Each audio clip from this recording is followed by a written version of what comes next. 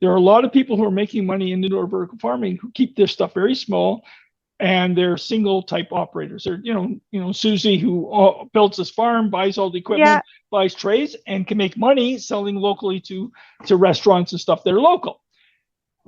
I don't think that way. I'm one of those guys who say that if you want to make a money, if you have a little cup, and I believe that the world has a money pipe, and the money's just flowing out. There's money everywhere, everywhere. And Agreed.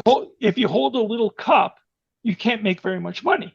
And Mm. these people are working very hard. They're working very hard, and they hold a cup, and the money's flowing, but most of it flowing out of their cup.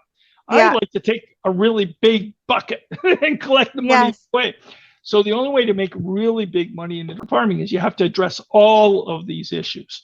And so conceptually, we looked at from day one, I was looking at the energy costs. How can I minimize my energy costs? Essentially, I turned it into what's my yield per kilowatt hour, right? By looking at the yield per kilowatt hour and say, how do I keep that as low as possible? Which means I have to increase my yield, right? Because electricity is going to be electricity. Maybe I can save a few pennies per kilowatt hour, but I have to increase the yield. And I looked at everything possible that would increase the yield, which means essentially just go back to the lights, right? That's the biggest cost.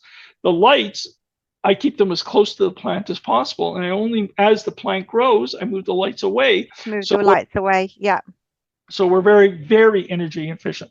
And then instead of spending $1 zillion on fancy harvesting equipment, I'll pay somebody a good wage, but let them use scissors and let them cut them to the exact size that the customer wants them. So they're cut and harvested in one thing into a bucket, and they're ready to go. We still have, because of health concerns and everything else, we still have to wash and do the rinsing, but essentially we reduce all of the costs involved.